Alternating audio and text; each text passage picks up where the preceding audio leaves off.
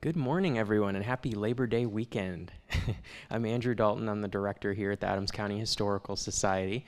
This is a program near and dear to my heart, so I'm very excited for you to see it. I actually don't know the results of this excavation yet. I stopped by a few times while it was happening, but I didn't get to see the final results, so I'm very excited about the presentation today. So I'll introduce our speaker, Dr. Ben Luley, who is a native of central Pennsylvania and received his BA in History and Anthropology from Penn State University and his MA and PhD in Anthropology from the University of Chicago.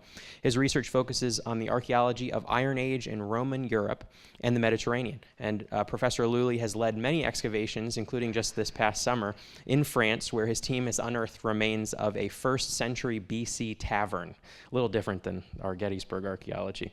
In addition, he's led Gettysburg College student excavations at the Revolutionary War site of Camp Security near York, Pennsylvania, the Alexander Riggs House site across from Lee's headquarters on the Gettysburg battlefield, and most recently, the Jack Hopkins House behind Pennsylvania Hall on the campus of Gettysburg College. He's published research articles in journals including Antiquity, the American Journal of Archaeology, and the Journal of Anthropological Archaeology. That's a big, long word. I also had Professor Luley at Gettysburg College while I was a student there in 2016. Wow, 2016, which wasn't that long ago, but still feels like a century ago. So it's just a pleasure to have him here. He is a fantastic person in our community with not a lot of people have the expertise that he does. So we're always calling him and having him come out to look at things. And we're excited for the work that we'll continue to do with his students, with Professor Luley in Adams County, because there's a lot of places to explore, and this is just one of them. So thank you for being here. A round of applause for Dr. Ben Luley. All right, thank you, Andrew. And it's great to be here, and thank you all for coming out on your Labor Day weekend, Saturday morning, to come talk about this project that I find really interesting. And as Andrew said, a lot of my research is elsewhere in the world, but Central Pennsylvania is dear to my heart, and this has been a really great way of getting students involved as well, too. So I should say, I have one of my students here as well, too, James Dietz, and I think he's going to say just real briefly at one point in the presentation his experience as a student. This is sort of a student-centric project to get students interested in archaeology and interested in our local history as well, too. So just real briefly about myself, as Andrew said, excuse me. I'm Ben Luley, and I'm in the Department of Anthropology at Gettysburg College. And I should say just real quickly before I begin talking about this project, this has been a project that's actually, I've collaborated with a colleague as well too, so you can see her up there, and I just want to draw attention to her name as well too, Kirby Farah. She's another member of the Department of Anthropology. She's also an archaeologist. She also works elsewhere in the world. She works in Mesoamerica, so a lot of different expertise brought to local excavations, but she's on sabbatical this fall, so she wasn't able to join us. But I just want to draw attention to the work she's done on this project as well, too. It's not just my project. And more generally, this has been a large sort of collaborative project with a lot of people, including Gene Green as well, too, and others. So I just want to say that first. And I should actually just also say thank you, Andrew, for having me speak. And I should say, just as an aside, this is just a fantastic place to give a talk, too. So it's been great seeing this all come together. Andrew showed this to me before there were windows, so I just think this is fantastic to give a talk and a great space for this. And hopefully you can all hear me with a microphone, because I'm not used to talking microphones with a classroom. Usually we don't have microphones in the classroom. But so as I said, I'm going to be talking about a project we've done on campus to excavate a building that stood in the 1800s and in the early 1900s that was torn down then subsequently, so you can't see the building anymore. And during the time of the Civil War, it was occupied most famously by the Hopkins family. So Jack Hopkins, I'll talk just a little bit about. He was an important member of both the black community here in Gettysburg, and he was also an important member of the Gettysburg College community, which at the time was Pennsylvania College. And he was really integral to the running of Pennsylvania College on a daily basis. So I'll talk a little bit about him, and then I'm going to talk about the excavations, what we found, and then at the end I'll talk just a little bit about some of the future work that we have in mind as well too for the project.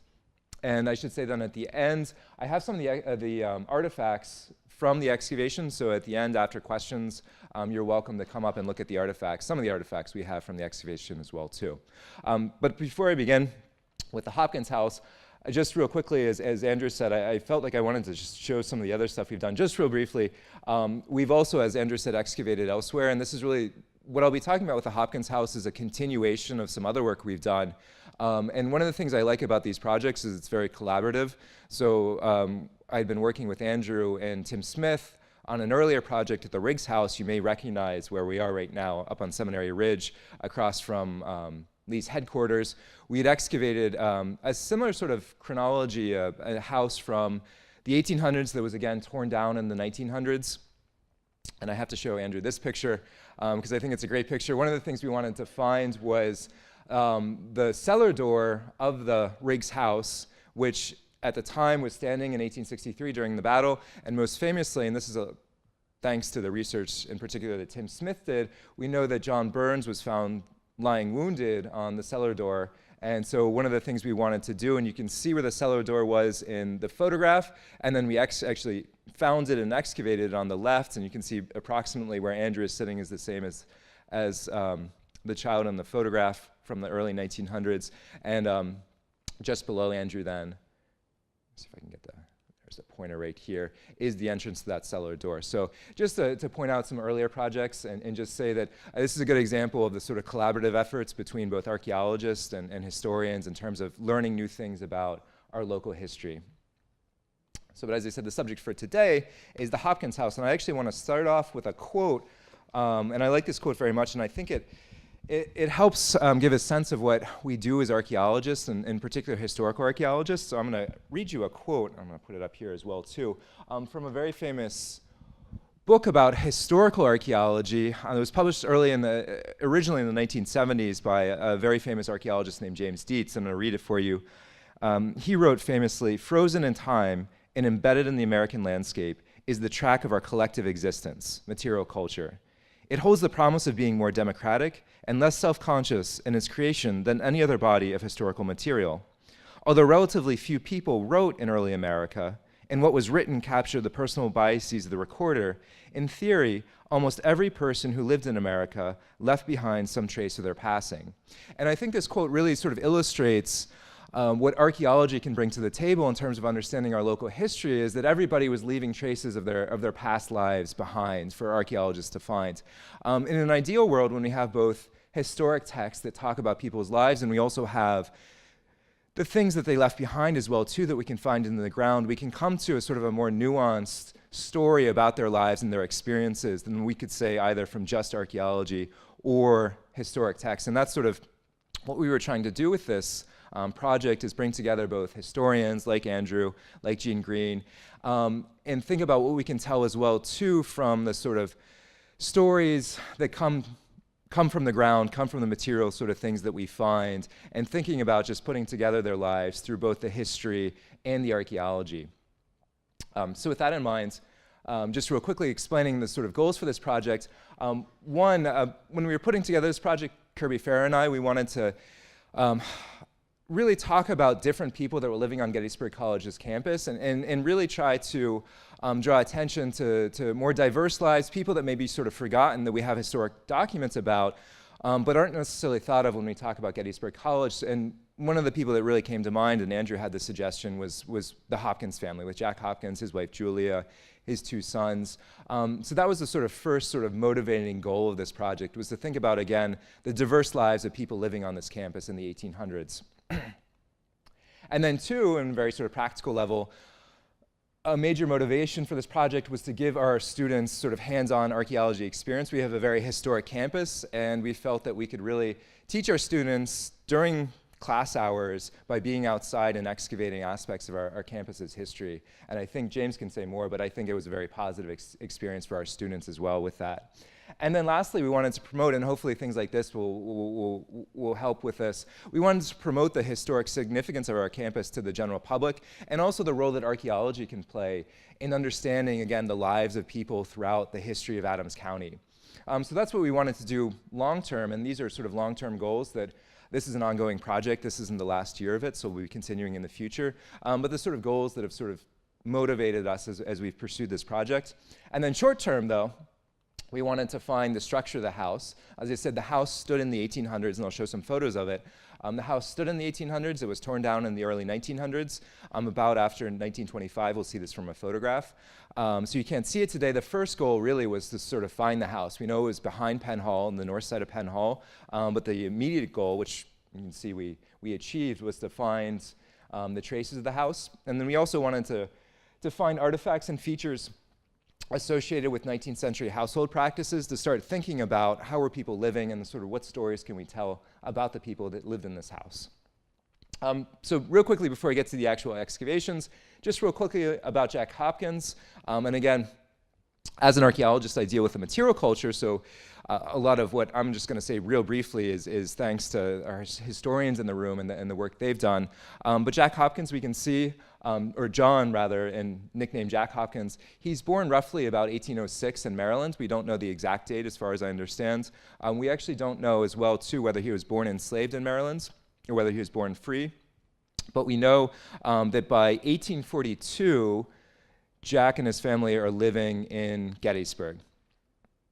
And then in 1847, he's hired to be the janitor of what then is Pennsylvania College, what is today Gettysburg College. And as janitor, he really runs the show on a daily basis. So this is an era in which students are living in Penn Hall and elsewhere, and as well as some of the professors, and he's doing sort of all of the sort of daily work of chopping firewood, lighting fires in the rooms, cleaning the rooms, taking care of the campus, of the grounds, most famously ringing the bell that hung in the cupola. And he was really instrumental to the day-to-day functioning of Gettysburg College, and there's some great texts that talk about this. A somewhat ambivalent relationship at time with the Gettysburg College community, but he was really instrumental to Gettysburg College functioning, or Pennsylvania College rather, functioning from one day to another. So as I mentioned, he's married to Julia Hopkins. He has two sons, one of whom, John Edward Hopkins, will serve as a sergeant in the 25th Regiment of the United States Colored Troops during the war, and he's actually buried in the Lincoln Cemetery, which Gene Green can say a lot more about. And again, grateful to all the historians that have told me more about his life. Roughly in about 1854, so we know that the Hopkins family is living in town at the still standing, we can see a picture of it today, the Hopkins House on South Washington Street. And then we know that in 1860, the Hopkins family moves to campus, and they renovate a building that's standing on campus to be their house, and it's directly behind Penn Hall, and that's what I'm going to show you now. But just real quickly, here is a will from Jack Hopkins. He passes away in 1868. As I understand, the will is signed. He passes away July 19th, as I have it, 1868, and we can see here the will is signed the 14th of July, and we can see his mark right there that he put down for his will. In terms of the house then, as I said, we have good photographs of the house from later on, as well as some fire insurance maps that I'll show you. So we had a good sense of where to start digging, but again, you can't see anything of the house today. So part of the project was really just about remembering Jack Hopkins by bringing, and the others that lived there as well too, by bringing their story to life, by uncovering the house itself and the artifacts associated with the house. But we can see here a photograph of the house taken in 1890 from Gladfelter Bell Tower. And so here's the house. I'm going to draw your attention. There's a brick structure right here, and you can see the brick is painted. There's a brick structure. It's 2 stories in 1890. And then there's a wooden extension out back as well too, and I'm going to talk more about that. I don't know, unfortunately, I think it's cut off, but you can see up here, as far as we can tell, the structure was built originally in 1837. It's meant to be a wash house, and then it's renovated in 1860 for the Hopkins family when they move in. We don't actually know all the details of that, and one of the things sort of we're trying to learn is sort of what we can learn about the architecture by excavating it to get a little bit more sense of some of the nuances of it. That's the general story. It's renovated in 1860, but there's still a lot of questions that we don't know about some of the details. And as far as I understand, this is the earliest photograph of the house itself, taken in 1863, right after the battle. And so we can see Penn Hall here. One thing to note, interestingly, Penn Hall, in the 1860s, we have a podium on the south portico here, but there's no portico on the north. If you know campus, today convocation and graduation are held on the north side of Penn Hall. And that's the sort of what we often think about today is the sort of front part of Penn Hall today. In the 1860s, It's actually the south portico that's facing the town, that's the main sort of entrance to Penn Hall. And then they have on the back half, sort of hidden away, different buildings that are associated with a sort of day-to-day upkeep of Gettysburg College, or Pennsylvania College rather, including right here, the Hopkins House. And you can see there's some other structures as well too, and you can see some structures in this photograph as well too associated with it. So at the time, again, this is sort of behind Penn Hall, sort of tucked away behind Penn Hall, and the front part of Penn Hall is the south portico, which we don't think about today as much. We think about it, and James can say, I'm sure, the north part is the main entrance. We would think about it today. So this is the earliest photograph. One thing, interesting detail, it doesn't look like the wooden extension has been built yet in 1860. So presumably that wooden extension that we'll see we've excavated the foundation of is built sometime after this photograph is taken, but before 1890 when we can see it's present there. And just a few other documentation for the house. So we can see up here, this is a fire insurance map from 1891. And if you don't know fire insurance maps, the pink is stone or brick, and then the yellow would be wooden structures. So we can see up here that brick structure and then the wooden extension for the house, again, behind the north side of Penn Hall, and this would be the south side, which is, again, at the time was the principal part of it. And just zooming in right here, we can see it in more detail. And here's a photograph taken then in 1907. And there's starting to be some other buildings built behind that. And one thing you'll just note, you can see there's a cellar door here. So we know that there's a cellar, and we excavated that, and I'll show you that in just a minute. And then you can see the house is constantly changing in terms of, in particular, what stands right behind the brick structure for it. So here's a map from 1907. Just zooming in, you can see there's a wooden building right behind it. And that may be significant for something I'll show you at the end with the Civil War artifacts from 1863 for the house.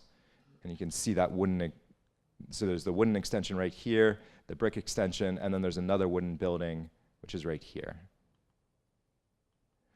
And then this is a little bit later, 1924, shortly before the house is going to be torn down, and this is something I'll draw your attention to with the archaeology as well too. You can see here there's been a brick structure that's built onto the west side of the house as well too, that I'll raise again when we talk about the excavations.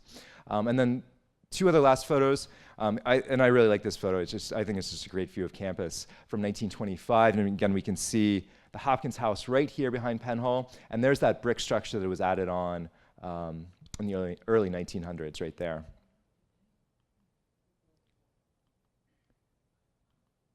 And then as far as I know, this is the last photo we have of the Hopkins House, about 1925, shortly before the house is then torn down. So during its occupation, from 1860 to 1925, it's the residence of the janitors that are responsible for the upkeep of Pennsylvania Hall. So it's important to point out the Hopkins family is the first family to live in there. There are other families that then live in there afterwards as well too. So the Hopkins family is not the only family to have lived there, which means a couple implications for that. One thing we'll see, and this is true for archaeology, we can tell the stories of people who are living there. It's very difficult oftentimes to really sort of pin any one artifact on any one individual. So what we're really talking about is the lives and experiences of the Hopkins family and these other families that have lived in the house. We can't say really for any one artifact, this was so-and-so's artifact, for example. What we can say is the general trends of how these people are living and start thinking about how they're living in the 1800s. The other thing, and say what to call the house, there's been some sort of debate about this, and this is a sort of ongoing discussion, and if you have any thoughts, I'm always welcome to hear. We talked about what to call the house simply because, of course, as I said, the Hopkins family is not the only family to have lived in the house. And also, of course, there is a Hopkins house in town as well, too, so we don't want to sort of have any confusion between the Hopkins house on South Washington Street and then this structure. And one thing, and talking with different people, one thing we do want to emphasize, and this project is about bringing to light some of these important people that otherwise we might forget. So we do really want to draw attention to the Hopkins family. So we do, and certainly I refer to it still as the Hopkins house or the Hopkins janitor's house. And there's certainly, I think, a precedent for oftentimes naming a house after the sort of most famous occupant, let's say, or the occupant that was living there at the time of the Civil War, which would be the Hopkins family, and you think about the Riggs house as well too. Alexander Riggs was living there in 1863, so we call it the Riggs house. So there's some precedent for that as well too. I'll be referring to it as the Hopkins house or the Hopkins janitor's house. on campus. But it's important to point out, as I said, there is another Hopkins House in town. So in terms of starting to dig then, getting to the excavations, the first question, how did we know where to dig? Well, fortunately, we have all this historical documentation, so we were really able to, the maps are fairly accurate. The scales, it's tough because when you zoom in, you start to have some distortion with those scales from the fire insurance maps that I showed you. But what we were able to do is really sort of start pulling points off of Pennsylvania Hall to locate approximately where the house would have been.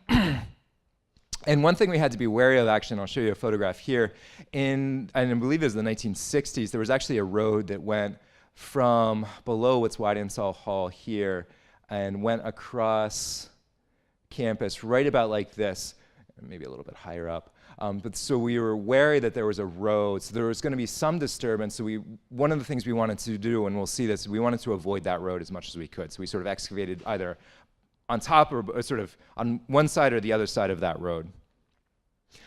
So we started excavating in fall 2021, and we set up a grid, and you can see here we set up a series of sort of long trench of 1 meter by 1 meter units on this side, and then a smaller number of units down here, 3, and then eventually 4 units right here, 1 meter by 1 meter, and this is where we think the road was, and fortunately, all of this is pretty accurate, the maps and so on, so we had a good sense of where the road was. So we were able to avoid that road right here. So just if you're curious why we avoided that area, that's where that road was. And our goal for this first year in fall 2021 was to hopefully get the sort of north limit and the south limit of where the house was, sort of slowly but over time capturing the footprint of the house. And so we can see here, again, that space in between right there, and then the longer trench up here with the students working, and then the 3 units right here, and we eventually added a 4th unit as well too when we started finding traces of the house. So as I mentioned, it was a collaborative project with my colleague Kirby Farah. And this year, in fall 2021, we had 2 classes. So this was actually, we would excavate during class hours, which was a really great experience for the students. And I'll have James just come up real quickly and he can say his experiences with this. James was excavating out here in fall 2021. And we had 2 classes. I was teaching a class called The Archaeology of Pennsylvania. It was a 200 level class. We talk about Pennsylvania archaeology more generally, and this was a great way for the students to experience archaeology firsthand. And then Professor Farah Kirby, she was teaching a 300 level course on excavation methods. So again, a great way for them to learn about what archaeologists do by actually being out on campus for the whole class period to excavate. And James, if you just want to come up and just say real quickly what it meant for you as a student. Hi, my name is James Duke. I'm a senior at Gettysburg College in the history and anthropology departments. And I've been involved in the project since my freshman year when we did the first test pits, and this would have been my sophomore year, and I'm actually up there in the back, I think, if you look up there. But yeah, up over there. But this project has been something I've been passionate about since we started it, at least since I started being a part of it. And to see it progress even as I'm a senior now and it's going to continue after I graduate has been amazing. This isn't something that a lot of, at least in my perception, that a lot of undergrads are able to do. And to be able to continue that, I mean, I want to be a professional archaeologist as I'm looking at grad school. The fact that I have this experience is a leg up compared to a lot of other schools. And honestly, it's just been amazing to be able to do it, to be able to practice what I've been learning in the classroom as a student at Gettysburg has been amazing. And there's a lot of stuff I could say, but I don't want to bore you guys. But no, it's just been amazing. Thanks, James. Yep. Yeah, and I suspect if you ask... Thank you, James. And if you ask most of our students, they'd say the same thing. I mean, it's rare to have, I think, I think Gettysburg College students are lucky that they're able to be on a very historic campus where we can do this sort of thing. So this is really great, both for the professors, because I love being outside rather than being inside. If I could, I'd have all my classes doing this sort of thing. It snows, though, and things like that, so we can't. But I love it, and the students love it as well, too. And so you can see here, they really, one of the great things, they did all the sort of steps of archaeology from excavating, with the trowels, sifting the artifacts, identifying the artifacts, doing the mapping and everything. So it's from beginning to end, the full experience of what archaeologists do. So just real quickly, in terms of what we found that year, as I said, we wanted to find the north and southern limits of the house, and right here, we ran onto something. Actually, no, I'll just go back. You know, we were coming down here, and it's not that deep until you get down to the natural level of soil, and we weren't finding anything, although we had some great artifacts. And then it was more toward the end, we did find this feature right here, a disturbance in the soil, a disturbance in the natural soil. And if you look, you can see the soil here. This is what we would call the subsoil, or the B horizon. It's just your natural clay sort of soil below the topsoil up here too. And then you can see it's disturbed for this sort of cut right here. It's filled with bricks and mortar.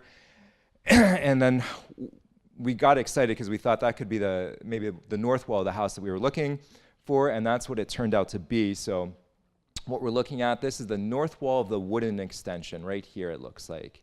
So right there, and when we excavated it out, you can see here's the fill of it right here. And what we found down below the fill were the stones from that foundation. So what it looks like it had happened was when they tore down the house, they tore down the walls. The top courses of stone that would have been the foundation walls for that wooden extension, you'd have obviously you wouldn't have the wood directly on the ground, it would rot out. So you have a stone foundation wall and then wooden elevations for the house. They tore down the wooden elevations. They tore down, it looks like, the top courses of the stone foundation, but they left the bottom stone intact, and that's what we have right here. And then, of course, you have that trench then from where you ripped up the top courses of the stone, and they filled that back in with just simply the debris from the remnants of the house, and that's what we excavated out to get to the stones of the foundation. And again, on either side, that's just the natural level of soil where we stopped digging. It's not disturbed by humans. If it is disturbed by humans, we would see it. So we stopped there. So there was a very promising start to the project in finding that. And then down below here, again, we wanted to find the southern part of the house. Unfortunately, the walls weren't as well preserved, but we did find what looks like the southern part of the house. And we know that because we had the subsoil right here. We had some stones intact, but it looks like they really sort of tore it down. And then interestingly, we have the fill from the cellar. I said that you can see there's a cellar door. We know that there was a cellar to the house. And so the cellar is going to go down, so let's say 6 feet or so. We didn't excavate all of it down. But what you're going to have fill from when the house was torn down. They just push everything into it in that fill to fill in the cellar. And so it's a different type of soil. It looks different. You can see here from the natural level of soil. So we know that the cellar begins right here, and you can see all those bricks from the collapsed walls where they pushed it in. So what we found then, again, we found the northern part of the house, and then what looks like the southern part of the house, the beginning of that basement right here. So again, here's another view of that cellar fill. We had a lot of artifacts in that fill, just things that were left. Again, the sort of traces of the lives of people that had been living there that gets pushed back into the cellar when it's torn down. And then this is what I said we were avoiding, and we just caught a tip of it.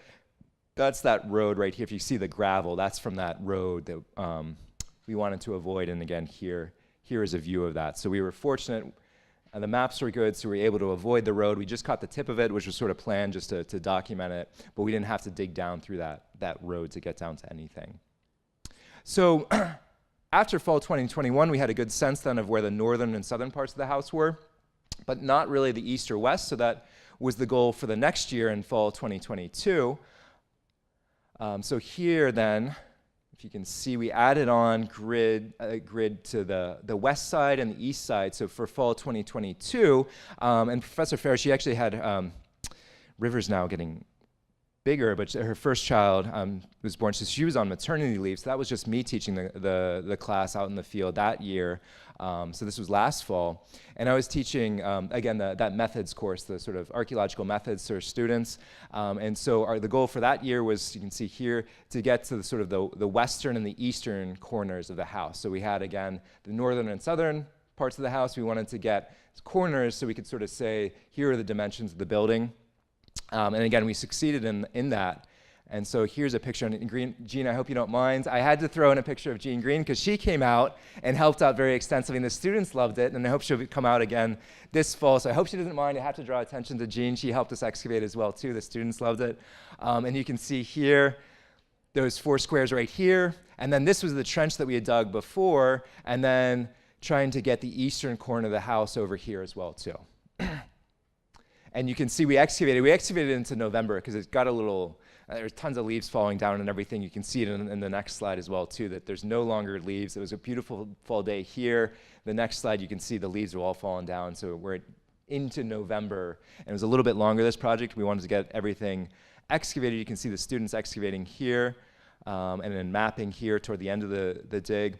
And so again, you can see the leaves are falling off the trees now in sort of November, and we're just finishing up the project. We're taking elevations and mapping right here.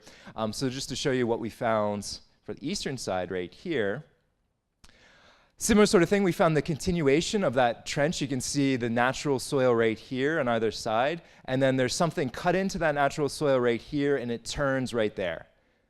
And so when we excavated that out, we excavated out the fill, and similar sort of thing, they left the bottom courses of stone from that foundation wall intact. We can see right here, and there's some brick spill from that, from stuff getting pushed into it. And then they filled in that trench with debris, but we were able to find the bottom course of stone from that foundation wall right here. So we were excited about that. And then on the other side, similar sort of thing, we also found the corner. So you can see here, there's a corner right here going down. And then there's actually a wall, and I'll mention this again in just a second, coming out this way as well too. So we were able to, hopefully you can see right here, then get the corner. That was the corner I just showed you, and the corner turning down here. So now we have essentially almost all of the footprint, not all, but a good part of the footprint of the stone foundation from that wooden extension, it looks like, as well as the limit here of the southern wall of the house. So we were able then to essentially map out the footprint of that house in pink, even though we don't have all of it yet. We can say now pretty definitively where the house actually stood from that. And I'll just draw your attention to this, what I was saying. There's a wall coming out here, incidentally. So again, what I just showed you, that it was turning down this way. So that looks like this is the continuation of the foundation wall, but there's also a wall coming out this way. And that we had that toward the end. We didn't explore it too much, but it may be this brick extension from, you can see the map in 1924. This may be perhaps this brick extension that was put on in the 1920s coming out that way. It's something we can look at either this year or in the future. All right, and then in terms of what we found, unsurprisingly, a lot of debris from the house itself, starting off with the sort of basic stuff, bricks, nails, window glass, unsurprisingly. Interestingly, we had a lot of cut iron nails. This is typical for late 1700s, and then up to about the time of the Civil War. After the Civil War, you start to get more and more wire nails. So it was interesting, we had period nails that showed you where sort of the original structure was, and then interestingly, when you get to the 1920s things, we saw a higher concentration of the later sort of wire nails as well too. So you can start seeing what's built when based upon the sort of technology of the nails itself and where they're distributed across the site. And then lots of ceramics, glass, things like that. Again, small bits of people's lives that in and of itself is seemingly sort of forgotten or insignificant, and drawing back to that earlier quote I read. But when you start putting it together, you can start telling stories about people thinking about how they were living based upon, again, the little bits of stuff we find. So just to show you some of the ceramics we found, this is and some of you may recognize this type of ceramic. You can find it in antique shops today. It's called gray American stoneware with a sort of cobalt blue on gray. This is a reconstruction. This we didn't find. But just to show you what it roughly would have looked like, and I'm sure you've seen this in sort of antique shops and so on. Typical of the 1800s, certainly period for, again, when this house would have been occupied. There's another piece right there too. So lots of that, again, very typical for the 1800s in this area of the country. And then some more interesting ceramics from the early 1800s, which is interesting, and I'll say a little bit more about this. This is called Mochaware, and you can see Mochaware stopped. It's no longer being really produced by about 1840. And again, here's this is just something that was being sold online. This is not what we found, but it just shows you, hopefully gives you a sense of approximately what this would have looked like originally in terms of the style. It's Mochaware. It's actually produced in England, in the Staffordshire industry in England, and it's imported to the US. This is really before the ceramic industry fully takes off in the US. So they're importing from Britain. So we found that. And also, interestingly, a lot of transfer print earthenware from, again, early in the 1800s. So you can actually see the maker's mark right here, and it gave us a date of, I think, about 1830 or so for this. and some other pieces, some of which really great pieces that we were able to sort of glue back together. I have it over there if you're curious to see.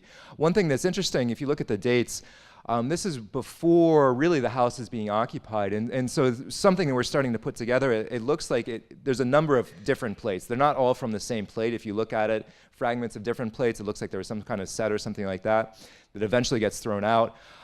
One sort of interesting hypothesis, and this is actually something that we see in terms of thinking about economic status, this is relatively high status pottery, but it dates to an earlier period, and this is not unusual to find sort of hand-me-downs, sort of ceramics at sites like this, where you can imagine potentially in the Hopkins family and other families that are living there, after this sort of goes out of style, maybe they inherit it and use it and then eventually throw it out. But again, not surprising, this is something we see at other historic period sites where sometimes you have earlier ceramics found at buildings that we know are occupied later on.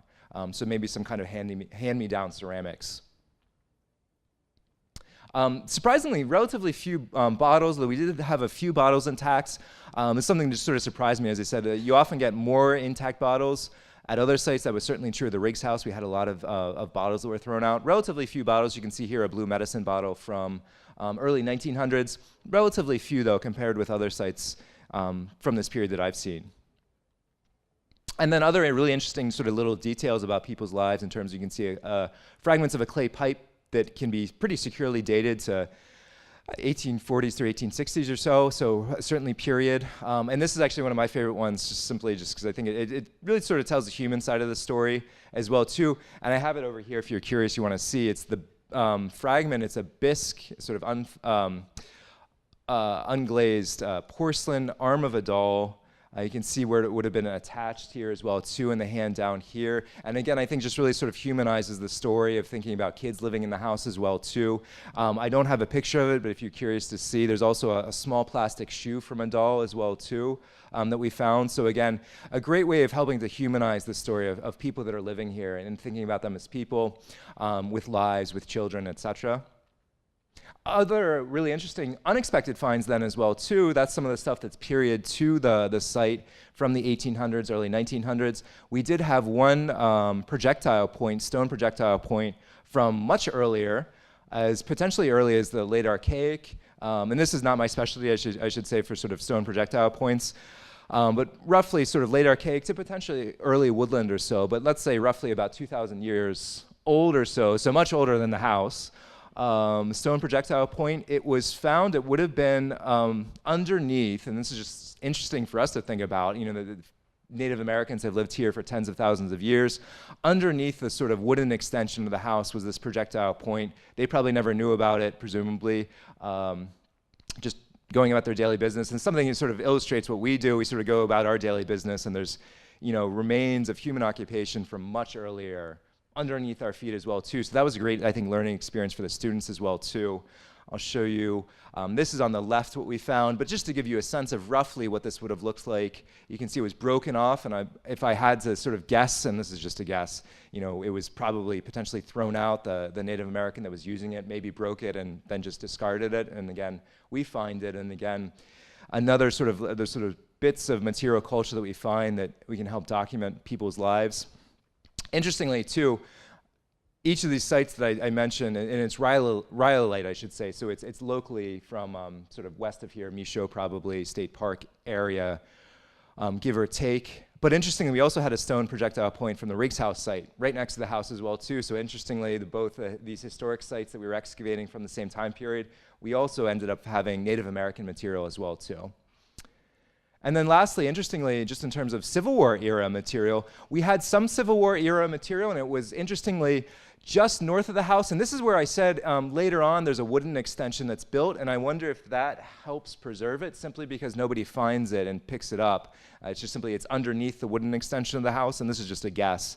But there is a wooden extension over here too. In addition to this wooden extension, there's another, if you remember the image I showed, there's another wooden extension up here. Maybe that's why it was never picked up off the ground, because certainly we know after the battle people And over time, people pick up remnants of stuff from the Civil War, but we had a few things, unfired mini ball, for example, and then interestingly, a number of exploded fragments of iron shells. You can see one right here, along with a lot of case shot from when these shells would have exploded. In a relatively small area, as you go back, it was just a few squares. We had a relatively dense concentration of these artifacts right up there.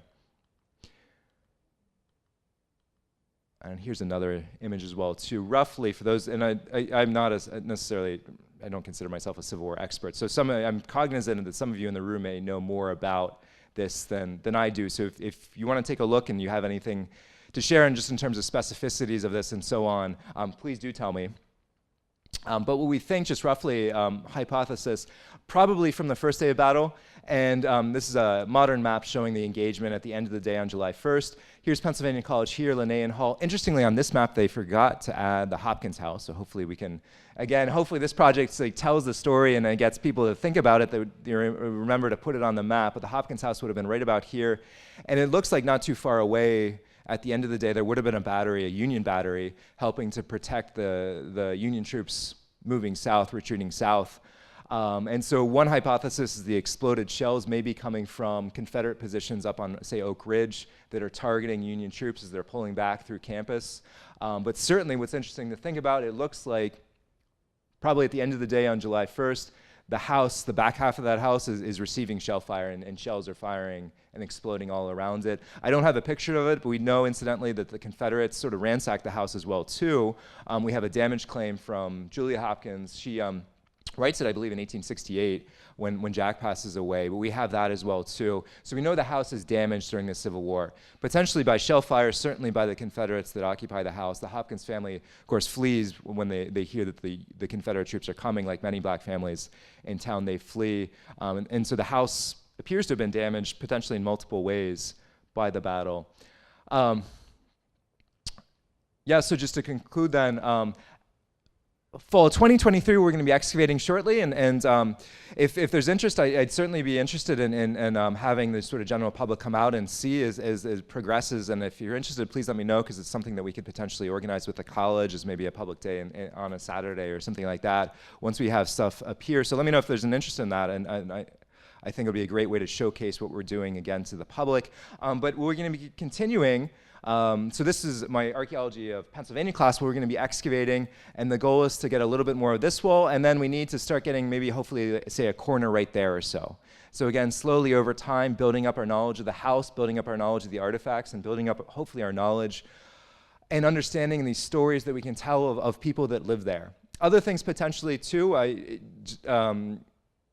very hypothetically, it might be interesting as well too. As I said, the Hopkins family lives also as well too on South Washington Street. Julia returns to the house after Jack passes away with her sons. So it could be interesting as well too to perhaps do someday archaeology behind the house as well too, to see how are the artifacts similar, how are they different. So lots of things to excavate. And I'll conclude just with another quote. Hopefully just, I like this book, and I like what Dietz was thinking of. So just really sort of conclude again hopefully what we're trying to do with this project, and I'll read from Dietz again. He says, "It is terribly important that the small things forgotten be remembered. For in the seemingly little and insignificant things that accumulate to create a lifetime, the essence of our existence is captured. We must remember these bits and pieces, and we must use them in new and imaginative ways so that a different appreciation for what life is today and was in the past can be achieved.